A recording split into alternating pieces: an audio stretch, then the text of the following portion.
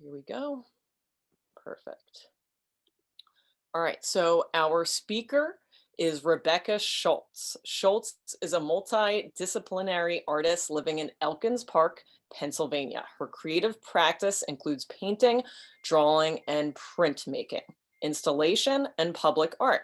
Since moving to Elkins Park, her work has been exhibited at Nova Art Space, the Da Vinci Art Alliance Cheltenham Center for the Arts, Brooklyn, Perkins Center for the Arts, Third Street Gallery, and the Philadelphia Sketch Club. Please give me a warm welcome to Rebecca Schultz. Hi, Woo. everybody. I saw some of the folks who came in, and I'm like pleasantly overwhelmed by the fact that I see people from my past that I went to school with. So I'm a little verklempt, which is that it's really exciting to have everybody here. So I have pull it up. So I have a presentation that I'm going to run through, but leave plenty of time for questions. We are definitely not going to take 2 hours. I can't possibly talk that long. So I suspect we'll probably run maybe about an hour. So good morning to everybody, and good afternoon and evening to some folks, because I think we have people here from Europe. Thank you so much for joining me, and thank you to the Abington Art Center for this opportunity to share my work with you, both in their gallery and through this virtual talk. And the thing that's so nice about virtual talks is that people from all over can join. So I am going to share about kind of the trajectory of my work, but I'm also going to share some images from the show at Abington for those of you who won't be able to make it in person. So I'm going to kind of start at the beginning. I'm a multidisciplinary artist, and that's partially because I've just tried a lot of different things, and my path has been really circuitous. And I was thinking about it as I was putting this together, and decided that I would attempt to draw a picture of my path as an artist. So it's a little bit all over the place, but it was kind of a fun exercise.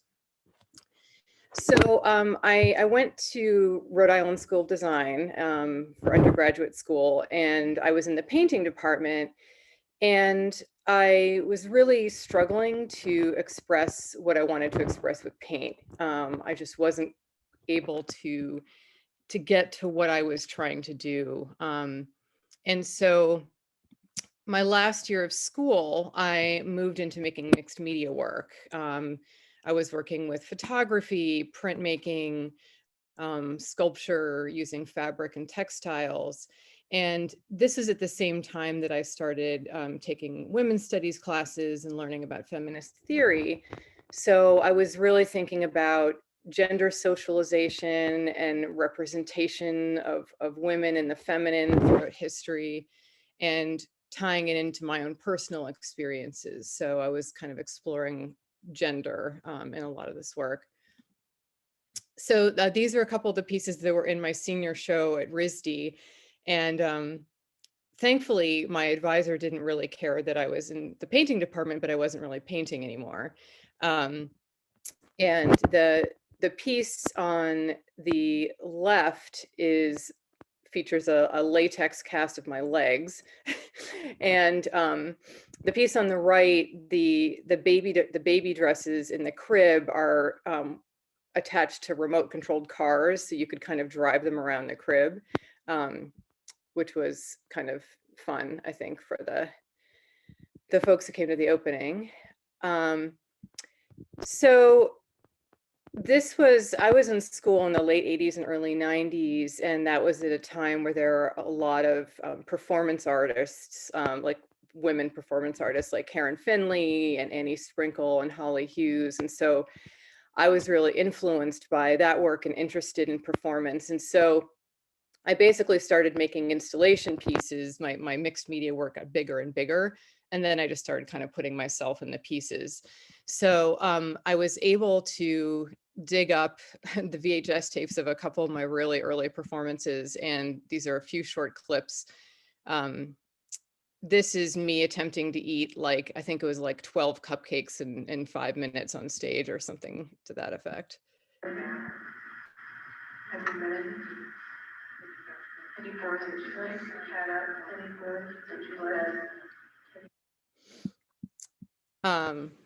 So just a little snippet of that. Oops, now it's getting stuck. Let's see.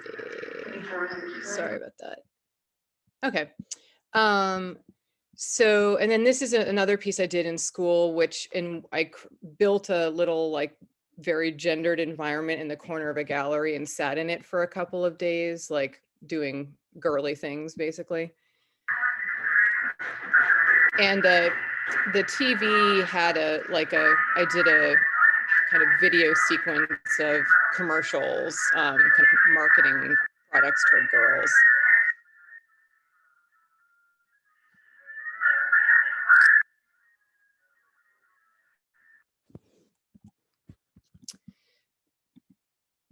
So, sorry. So, after graduation, I moved to San Francisco, and this was early 90s. And San Francisco was still an affordable place for artists to live. And there were a lot of spaces, like warehouse spaces and industrial spaces that artists were using for performance salons, and also to show video work. There was a lot of like artist video work happening at the time. So I kind of got into that scene, and I started making short performance pieces with projections, usually some kind of soundtrack, sculptural costumes, and a lot of visuals. So this slide, this is a couple of stills from some performances I did at the time.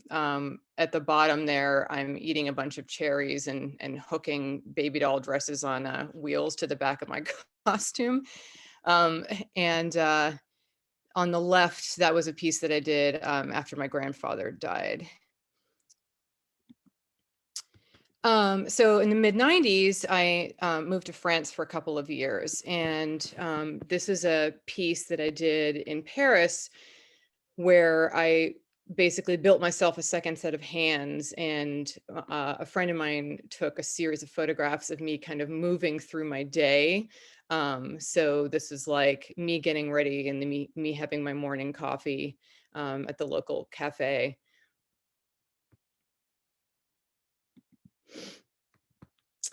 And then after my time in France, I moved around a little bit, and then I moved back to the San Francisco Bay Area. And I'd been thinking a lot about performance and about kind of the capacity, the potential of performance to be a tool for advancing social change.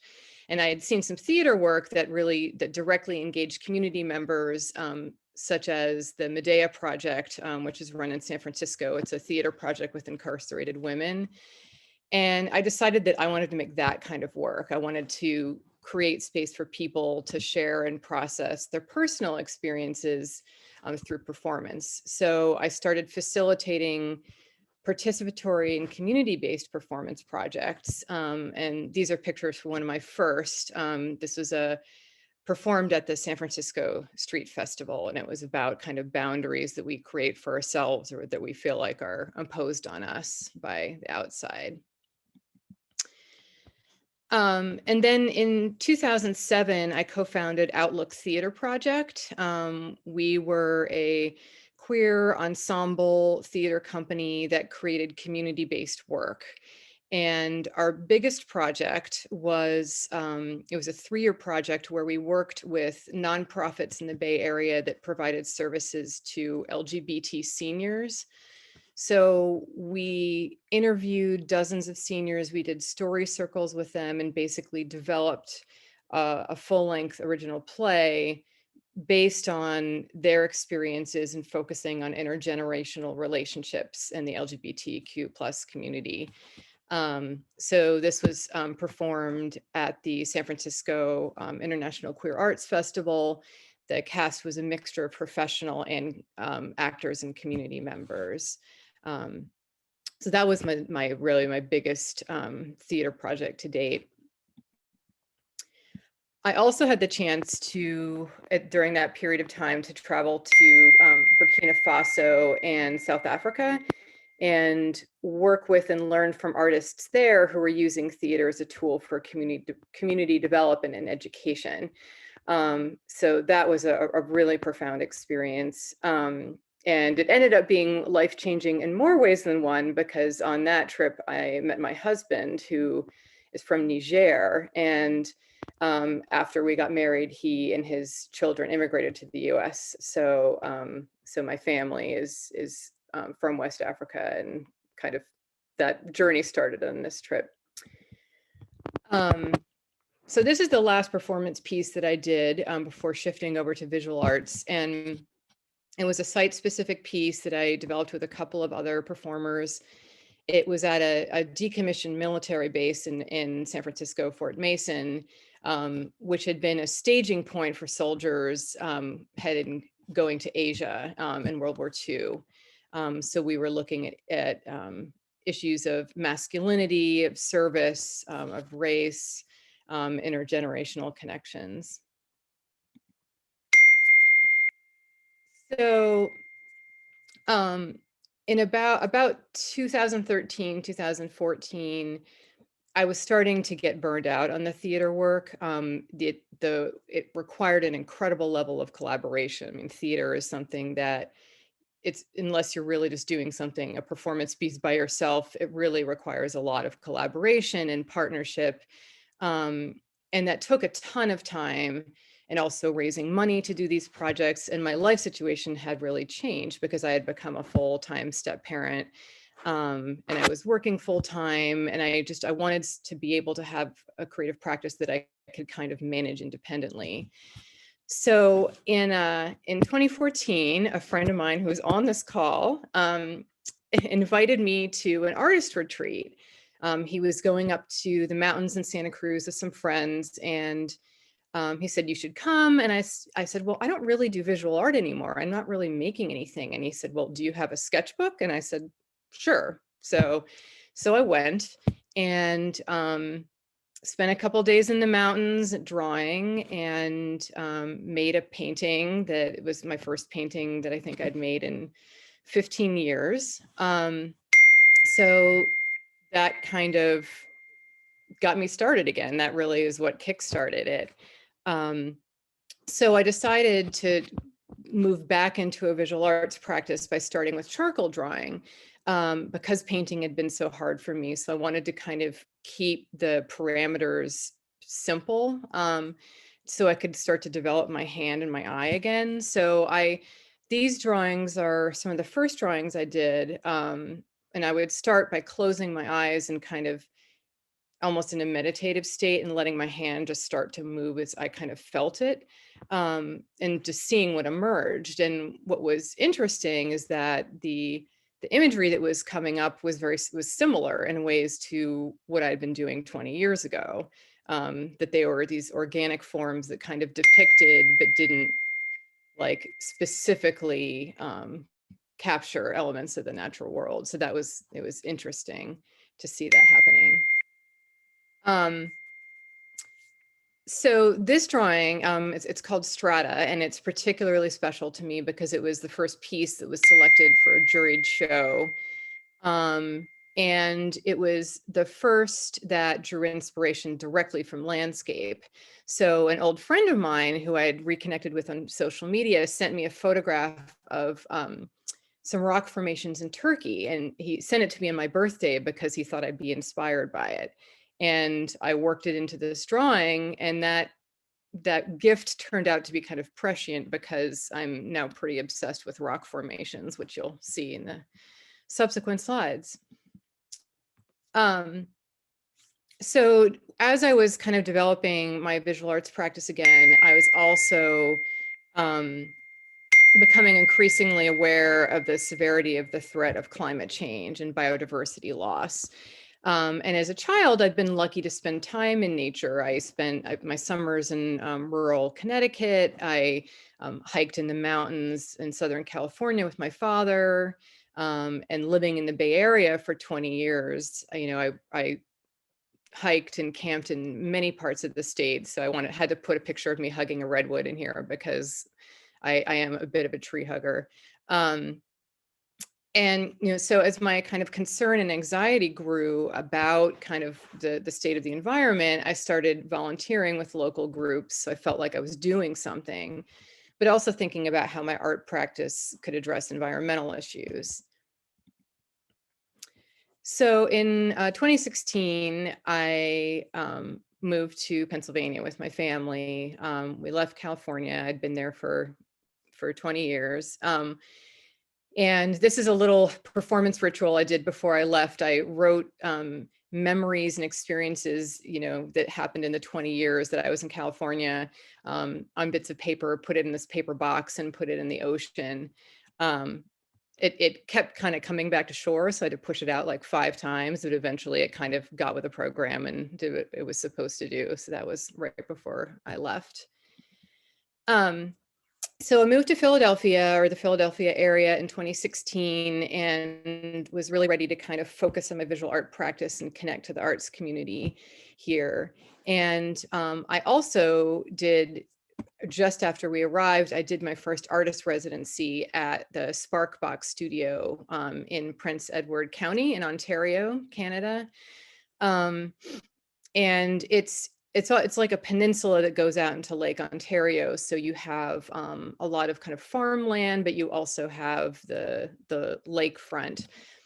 So the work that I did at this residency was really one of the first times that I was pulling from landscape directly. So these are a couple of images of the landscape and then the work that I made from it. This is an etching that I did at Sparkbox because I had a print studio, and I basically flipped the land in the sky so the clouds are in the bottom and the plants and the land is on the top. So again, kind of abstracting the kind of patterns and forms in the landscape. So at this point, I finally decided I was going to tackle painting again. And I told myself that I had to make a lot of bad work in order to kind of get somewhere, because one of the issues that I'd had in school is that I didn't really let go. I wasn't able to kind of push through the frustration. And so I told myself I was going to do it this time. And the work I was making wasn't really directly referencing landscape, but the forms that emerged, still kind of had a landscape feel to them. The other thing that that I started doing was using drawing materials in my paintings, like graphite and oil pastel, and that's something that I still do with my work now. So in 2017, I had the opportunity to do a residency in Iceland, and I had a sense that the landscape would really be inspirational for me, but I didn't really have any idea how much. This is really a life-changing trip. Iceland is just spectacular, and the kind of form and color and dramatic contrast in the landscape was really perfect for how my work was developing. And so I was traveling around and making observational sketches of the landscape, but was particularly drawn to the rock formations. So these are some basalt columns on Reynisfjara Beach in South Iceland, and the sketch that I did. And so I started trying this process where I'd make a relatively observational sketch and then do the painting from the sketch, and at a certain point put the sketch away. So then I had the license to kind of continue to deconstruct the form. So this painting came from the sketch in the previous slide, and it was definitely, this was a breakthrough painting for me, because I was starting to find the balance between using the image of the landscape for structure and composition, but also deconstructing it so that it really felt like it was my own kind of interpretation of the landscape. This is another painting that was inspired by landscape in Iceland. And my initial interest in rocks was really the form, and it was kind of a purely aesthetic interest.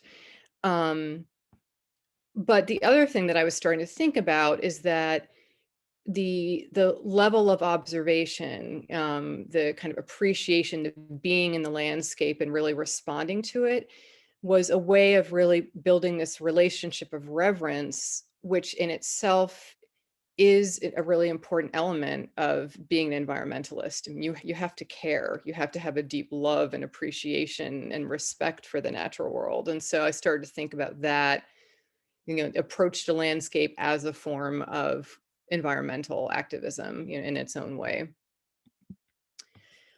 So in 2018, I did a residency in Wyoming, and again, because I thought the landscape would be very inspiring, and I was right about that. And I was also starting to become more interested in learning about geology and understanding how the rocks that I was painting were actually formed. And at the residency, there was a little library, and there was a geology book there. So I read through it and discovered that some of the rocks in the area were more than 3 billion years old. And 3 billion years is really kind of, I think, beyond our human brains to comprehend. It's so much time. We're talking about deep time. And so I started thinking about geologic time and kind of going back to, my life sciences and starting to research, that when the rocks, that I was looking at were formed, what was happening on the planet during that time, and starting to think about really the scale of time, which is, once you really start thinking about it, is pretty mind blowing. You realize what a small blip we are. So this is a painting that was inspired by the landscape at Brush Creek, where I did this residency in Wyoming. It was a 30,000 acre ranch. And so I hiked every day, and the paintings that came out were kind of composites of different components of the landscape that I saw and sketched during my hikes. In Wyoming, I also did a site-specific installation. I had been playing around with the idea of kind of drawing in the landscape with linear materials. And so this is along the banks of Brush Creek, and it's a reference to the American Indian women that are from the Arapaho tribe that lived along the banks of this river, and then the subsequent European colonists, excuse me. So it's made out of cotton muslin and deer and antelope hide, which I sourced at the local taxidermy store, which was a fascinating experience. They really love taxidermy in Wyoming. But it was a fun exercise to really build something around the landscape. Rebecca, I'm really sorry to interrupt, but your phone keeps going off, and it's a little distracting. So if there's any way you could mute your phone, Yeah, that sure. would be good. Yeah, and I'm gonna ask my lovely friends at Artesa Alliance to maybe stop texting for a little bit. That's fair enough.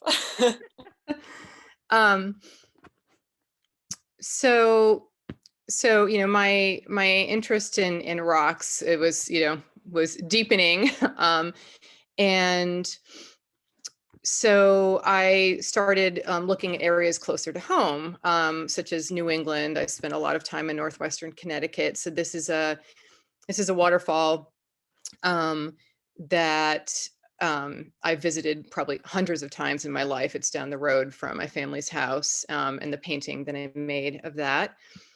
And then this is the Wissa Hicken schist. So the Wissa Hicken is part of Fairmount Park in Philadelphia. It's my absolute favorite place in this area. And the geology is really interesting. It's pretty unique in terms of its geology. And so I had started to study the schist and learn more about the process of how the rocks were formed and the composition of the rocks. And that started to really kind of inform how I made the work. Like the structure of the rocks themselves became of more interest to me. So in 2019, I went to Ireland for residency, and I was in County Cork and traveled around along the west coast of Ireland as well, and was just really amazed by the relationship between the landscape and stone structures that people in Ireland had built for thousands of years. You know, I'd be driving down the road and I'd see a ring fort that was more than 1,000 years old, and then there would be a medieval church. And then, like the image on the right, this is a church with what's called an ogham stone, which is a rock that's carved with a basically pre-Celtic form of writing. And then on the left this is a dovecote, so it's like a house, like essentially a birdhouse, a roosting space for birds. So I made a series of paintings that were inspired by stone structures that were kind of being reclaimed by nature. So this is some stairs to nowhere in County Cork, and the painting I made. And then the same year, I'm realizing that I was traveling a lot and now I'm going nowhere. But in 2019, I also spent some time in southwestern France, and this is a painting of some kind of structure that was built into the side of a cliff in one of the parks in southwestern France, and then a painting that I made of that.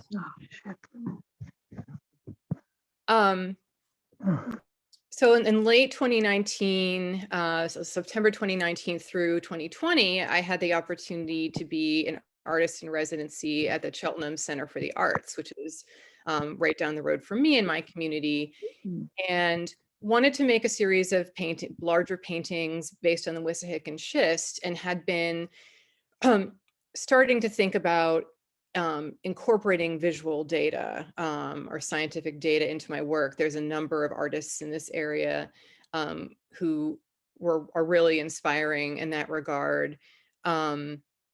And so I was thinking about visual data, and maps I've always been really interested in maps, and was looking at geologic maps of the region. And geologic maps are kind of art in unto themselves. They're really beautiful. And so this series was, I was incorporating geologic maps of southeastern Pennsylvania and images of the rocks themselves. And visually, it was relatively easy to do because southeastern Pennsylvania is on this diagonal because of plate tectonics, and because of the same plate tectonics, the schist in the Wissa, Hicken is kind of all on these angles.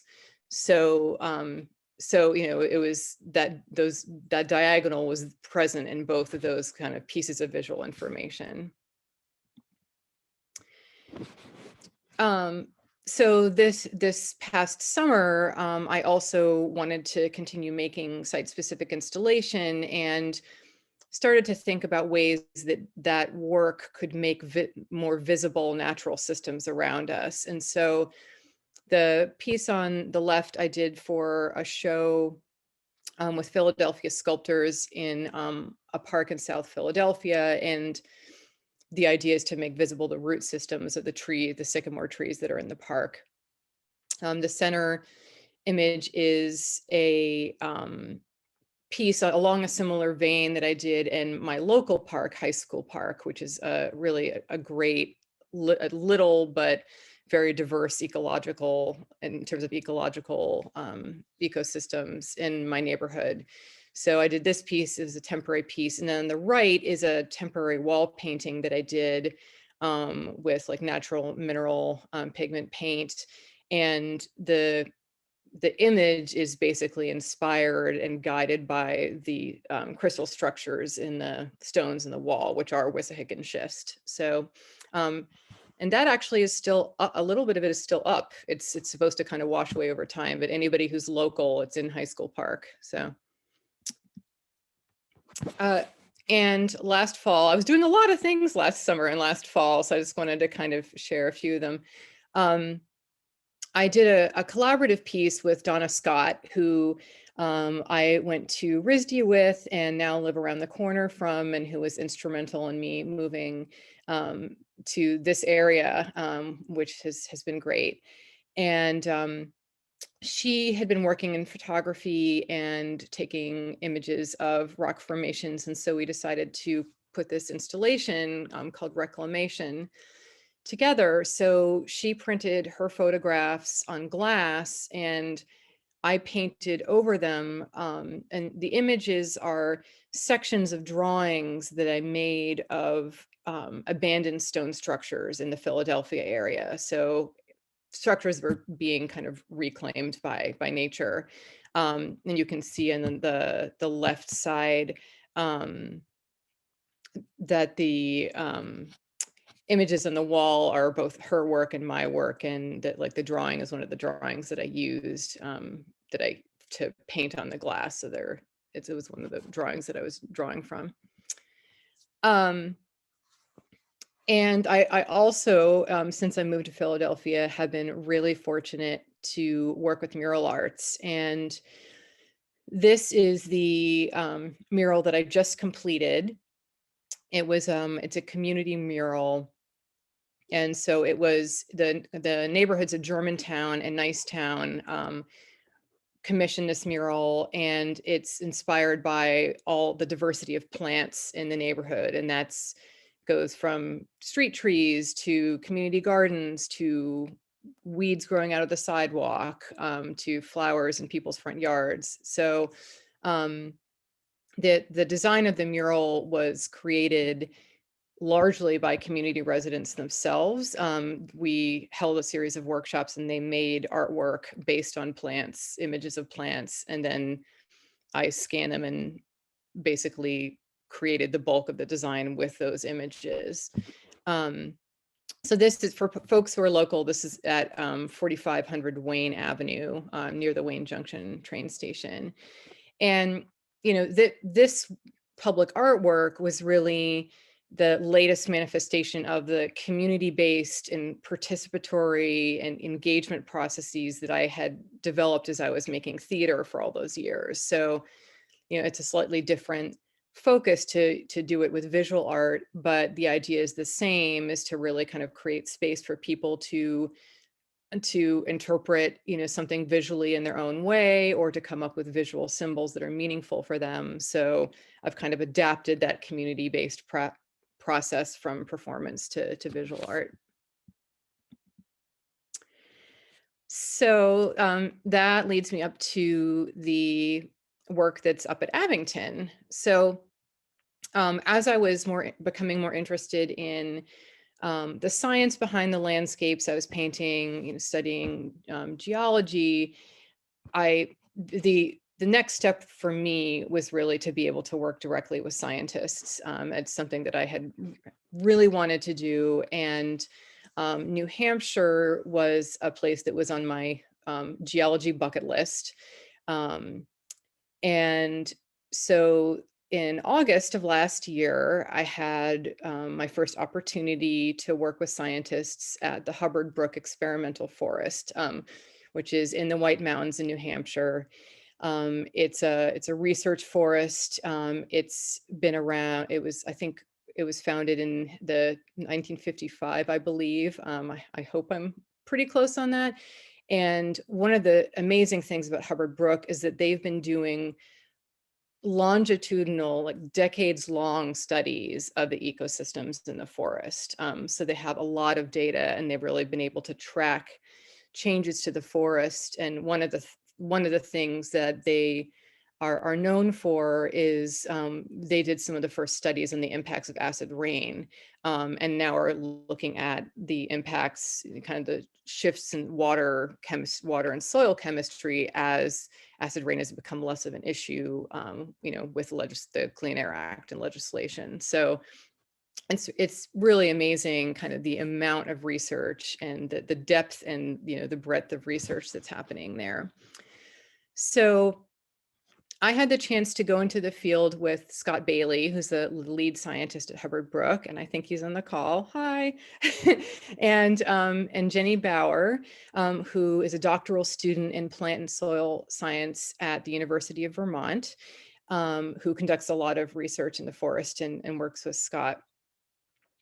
So these are just a few images of New Hampshire. The right is Hubbard Brook, which runs through the forest. So Scott and Jenny's research is focused on the relationship between the water, or the hydrology, the soil, and the geology of the forest. And so they collect hydrological data, they gather soil samples, and the week that I was there, they were drilling bedrock cores. So that was pretty exciting.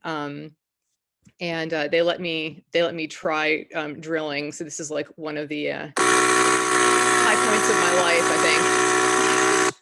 It's kind of like a lawnmower, but instead of getting, you know, cutting your lawn, you pull out a, you know, hundred of thousands of years old rock sample from the ground, which is really great. So the thing that was really amazing for me in this residency is that I started to really understand how rocks are really, they're a dynamic part of interconnected ecosystems. They're not the static thing. And I'd already been thinking about that, but this really drove the point home for me, because both Scott and Jenny have geology backgrounds, but their research is kind of more now in the field of a field called hydropedology, which is examining the relationship between soil and water. And they're looking at how water is breaking down bedrock and making soil, and how that relates to the topography of the watershed. And ultimately they're looking at how that affects soil composition, and how that affects the carbon sequestration capacities of the forest and forest biodiversity. So this research really has a lot of implications for, particularly, you know, the resiliency of the forests, and also their role and their importance in terms of mitigating or slowing climate change. So that was really fascinating for me. Oh, sorry. Seems like when I play a video, the slide gets stuck. So so with this residency, I decided that I was going to make a series of paintings that would visually reflect the connections that the two scientists were making with their research. So they were looking at the relationship between the water and the topography of the forest and the water flow, the process of water weathering bedrock, and then the structure and composition of the rocks themselves. So in this slide, I wanted to bring together the three types of imagery that kind of represented those things that I brought together in the paintings. So on the left is what's called a thin section. This was made by Jenny Bauer. It's a sliver of rock that's viewed under a polarizing microscope. And what that does is it produces an image of the minerals with their interference colors, which is essentially the color that refracts as light passes, the polarizing light passes through the mineral crystals. So the color is really amazing in these.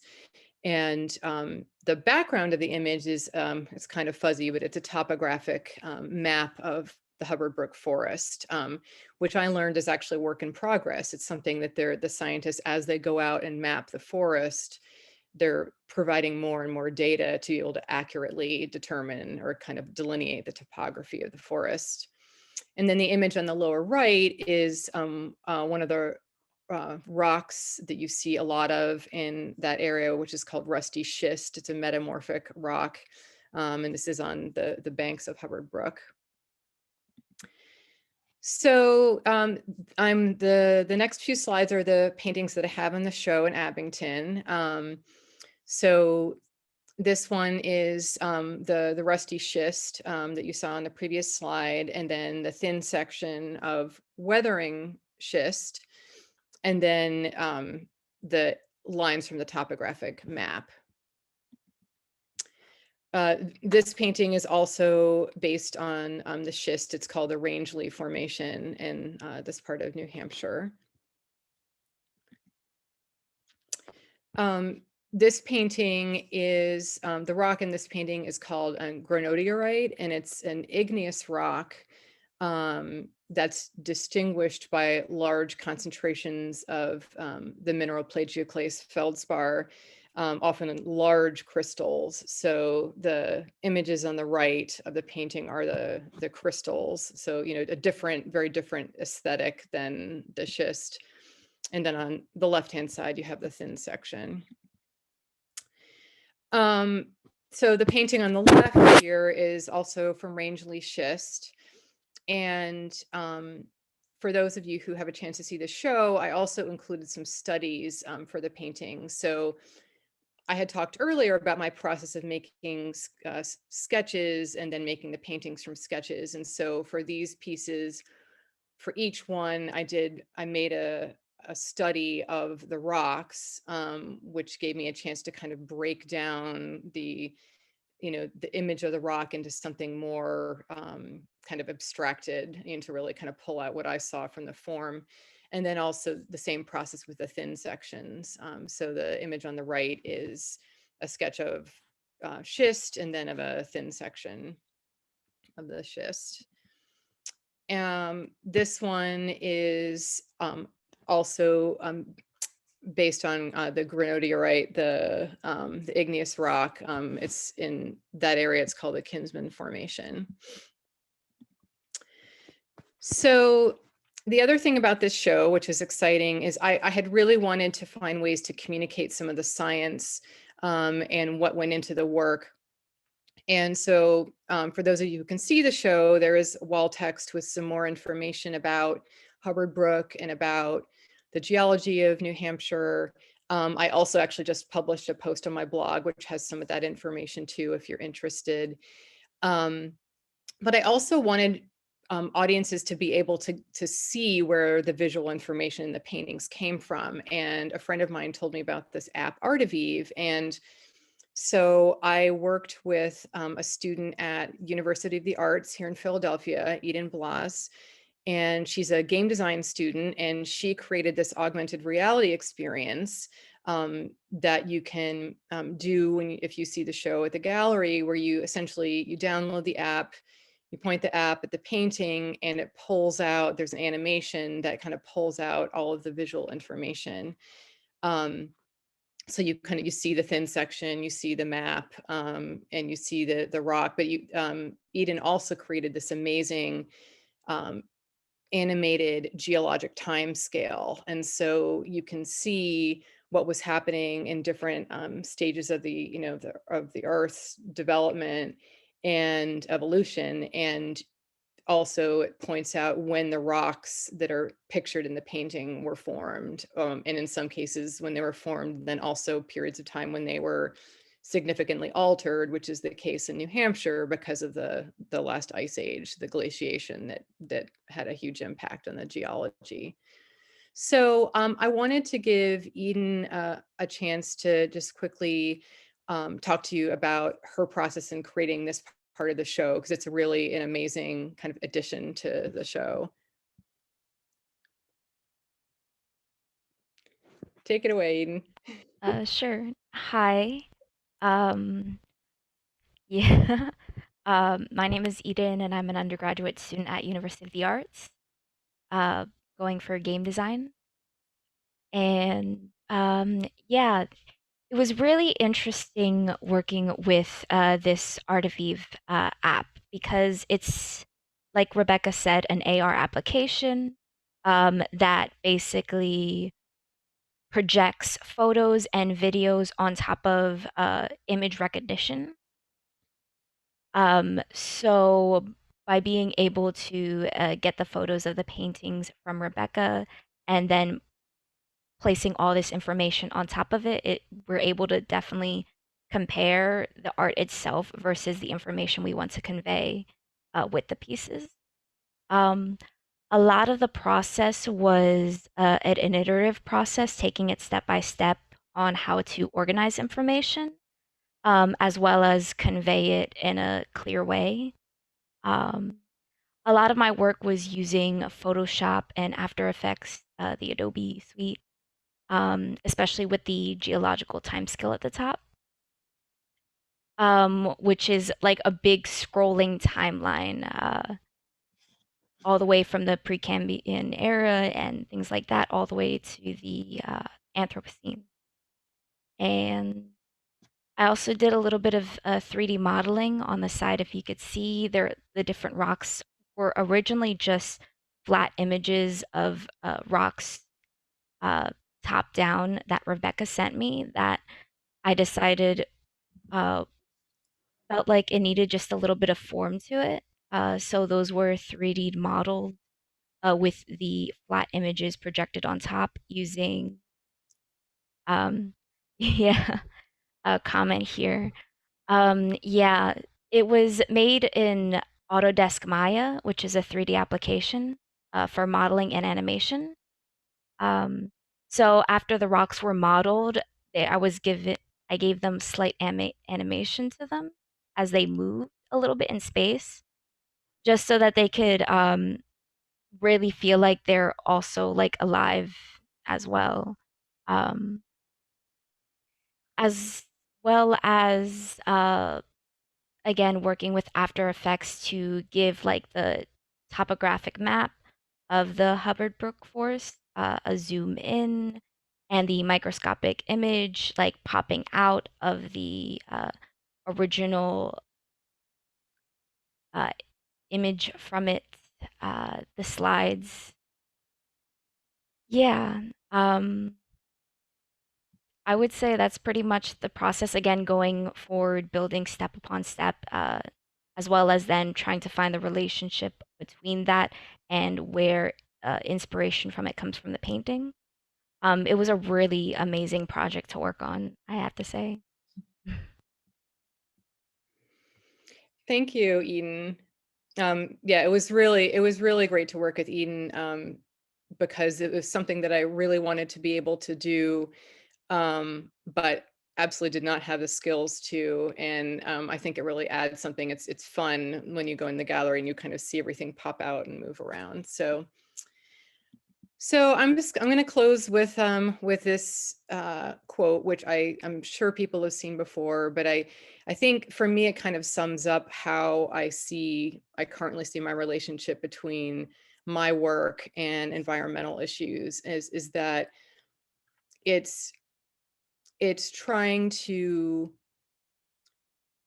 basically increase people's kind of reverence for and attention to the natural world, and particularly the kind of interconnected systems in the web of life. Because if you don't care, if it's not important to you, if you're not kind of inspired by it, then you're not going to work to protect it. So that's kind of where I am with my practice right now.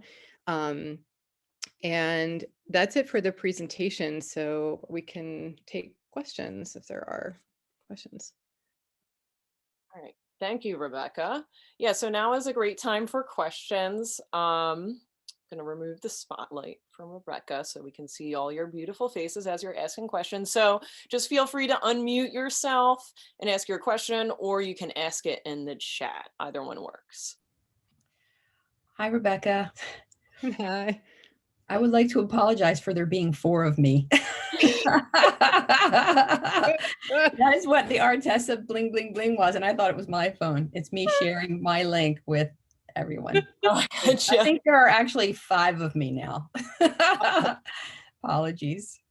I'd love to see the progression of your work from the 80s to now. It's amazing. And I can definitely see how you fell in love with painting again recently. And I wanted to ask you what's next on your project's plans. Thank you. Well, one thing I really want to shout out to Karen and all of Artessa Alliance, which is a collective of women artists in the Philadelphia area. And they have been an incredible support network for me coming here as an artist. And the other show I have up right now is the Artesa Alliance Biennial, and it's at Cheltenham Center for the Arts, and it's an awesome show. So anybody who's local, please come check that out as well. And I actually didn't put my piece in the slideshow, and I should have, but it's a half-burnt funeral pyre with a video piece by another member that complements it. So if you're intrigued, come by and see it. So what's next for me is I am actually wanting to do more work in that kind of forest ecosystem science, visual art connection. So I'm going to spend a few days up in Connecticut at the beginning of March at my family's house. And there's a research forest right down the road that I didn't even know about until very recently, and have connected with some scientists there. And so my idea is to do kind of a informal version of what I did at Hubbard Brook and make some work based on that. And I really want to be able to do more kind of participatory and community engaged public artwork that really serves a role in terms of communicating about environmental issues and raising awareness about environmental and climate issues. So that's something that I really want to do. And one of the ways that I'm planning on getting there is that this summer, I am going to start an MFA program. It's a pretty unique and amazing program. It's called the Nomad Mfa. It's a low residency program through the University of Hartford for artists who are really focused on the deep relationship between arts and ecology.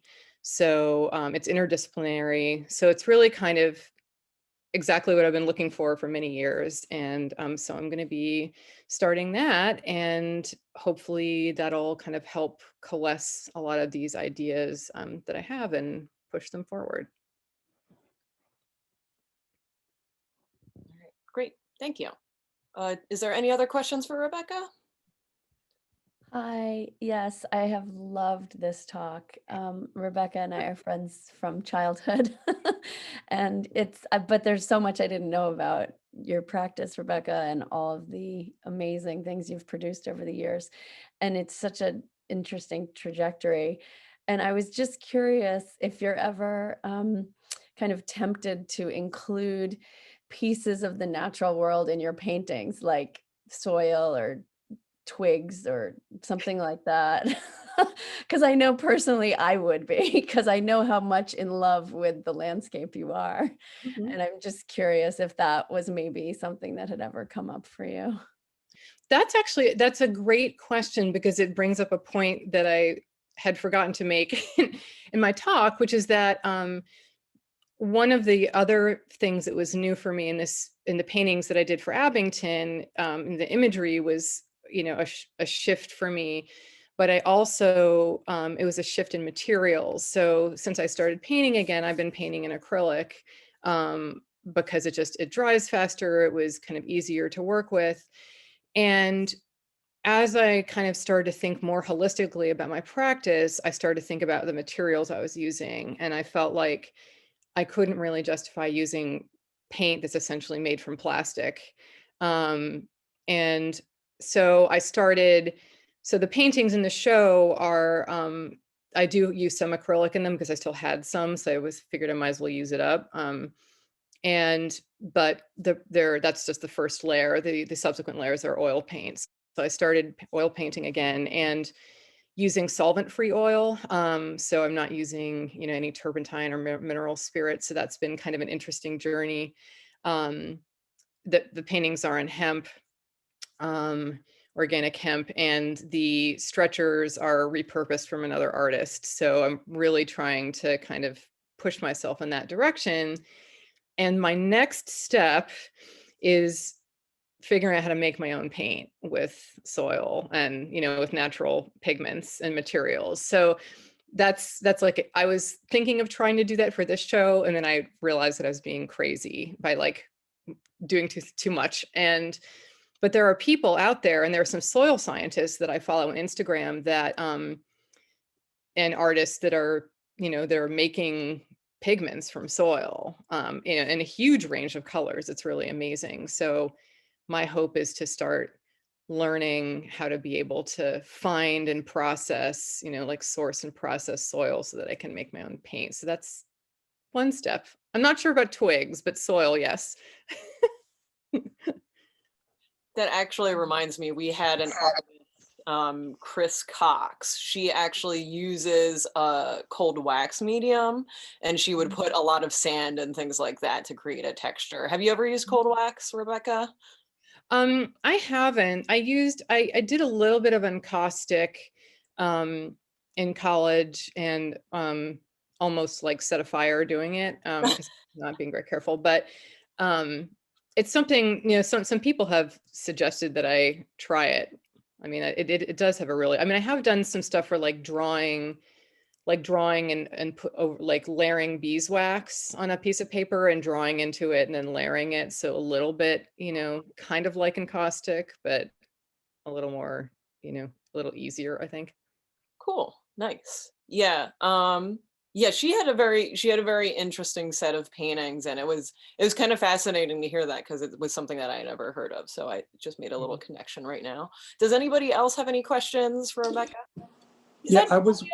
Is that Julia Ricks there? Oh, Bill, sorry. Also known as Karen number 4. Yeah. Sorry. How about we have Bill go first, and then Julia. Thanks. Okay. So, Rebecca, I was curious how you and Eden connected.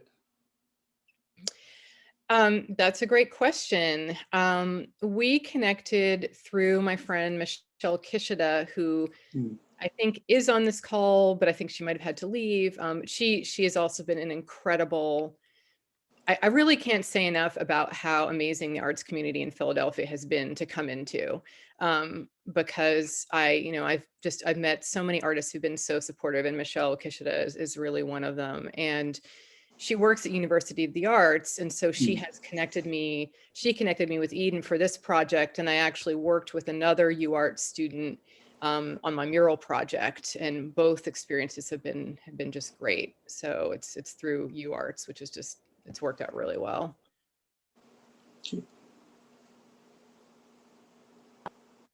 Okay. Hi, I'm actually Julia, though my screen says Karen. Yeah, so great show, wonderful work. I got to see it in person, so I'm excited about it. And that app and the information related to the work is it's so interesting. It was blowing my mind. So congrats on pulling that all together and finding support to make it happen, and collaborating. So on that note of having that scientific information that is so relevant to the work side by side, it just popped in my head. Have you ever thought about publication as another means to bring those two elements together, like in a book, form? Or I guess you can translate that online too, but yeah. Yeah, I mean, that's a good idea. I mean, I definitely, I know I've been looking at a lot of other artists who do a lot of work with scientists, and, and thinking about, what are different ways to be able to share that work, and to communicate it. I mean,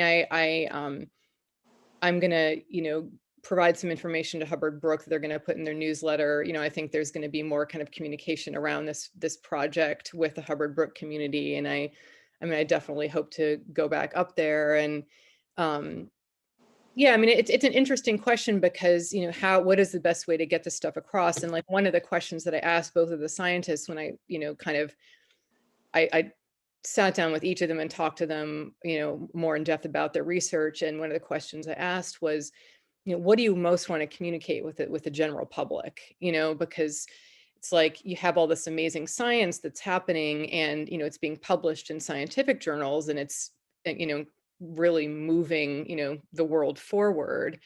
And at the same time, I think there's just this huge, exciting kind of synergy for,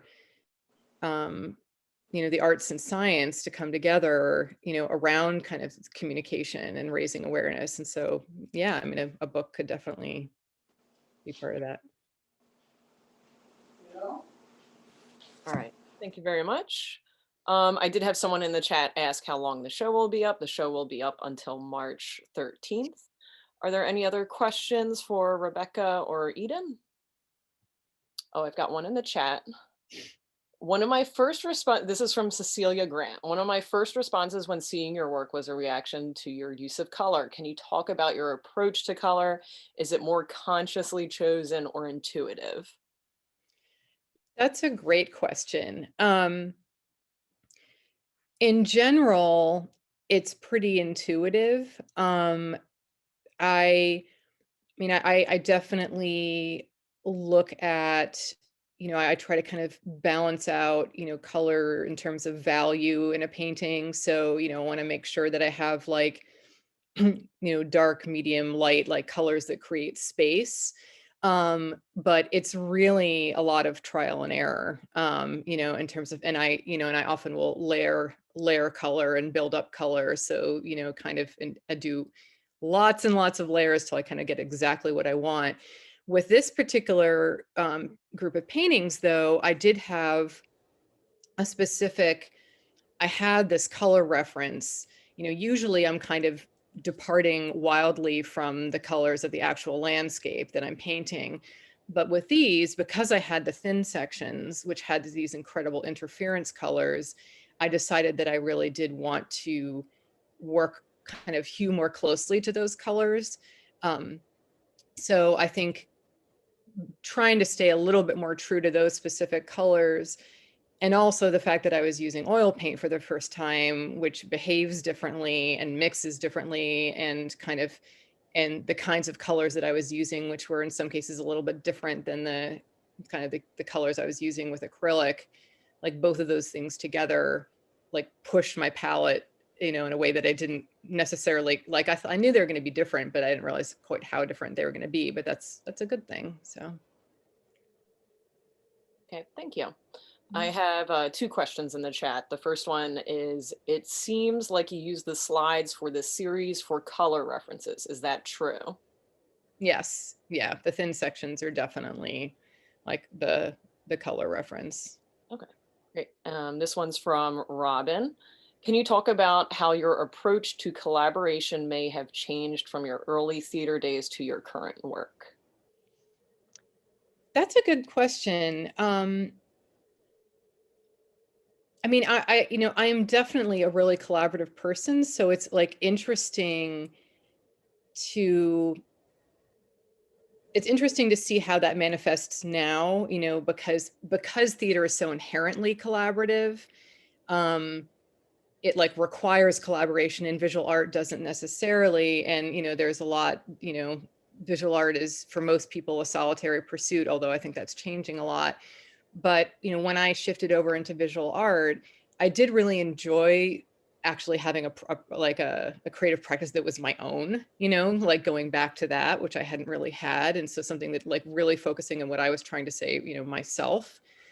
And at the same time, I really wanted to keep doing these participatory projects. And so, like I didn't mention in the talk, but one of the last projects I did in the Bay Area before I left was a collaborative installation project with other multiracial families in my community. And basically I worked with each family to create like a Joseph Cornell style collage box that had images and text and objects that kind of referenced and were their unique family culture. And so it was this collaborative process working with the families to kind of talk about their family and then kind of curate this box. And then I installed them into cabinets and drawers, and it was displayed at a gallery. So that was like an example of how I adapted my theater practice to visual arts.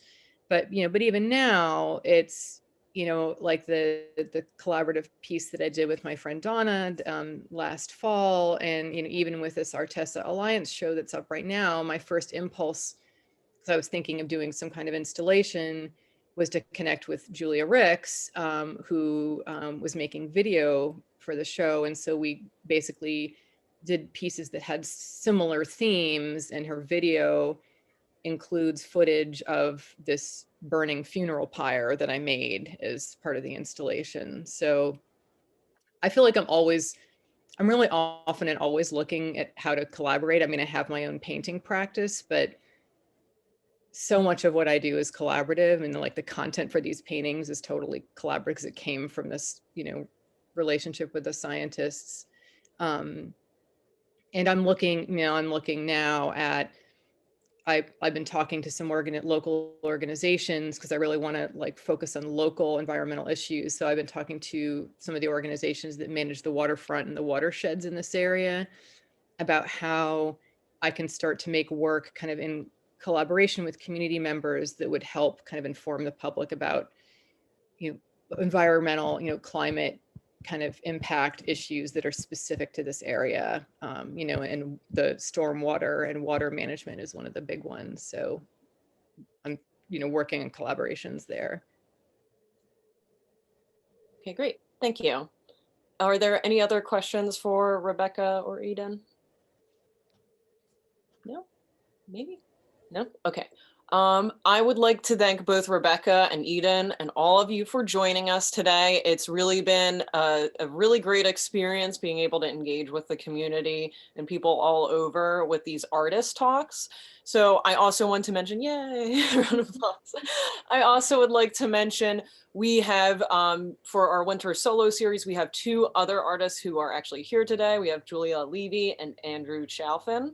So thank you so much for joining us. They will be having their artist talk on March 13th at 10 a.m., which I don't have the Zoom link for yet, but you'll be able to sign up for very shortly. One last thing. Oh, yes, of course. I have to plug us. So Abington Art Center will have this show till March 13th. If you like seeing this talk and you want to see more like it, please make a donation on the website. You can also become a member, and you have all kinds of benefits that go along with that. So once again, thank you all for joining us and have a great weekend. Bye, everybody. Thank you. Thank you so much.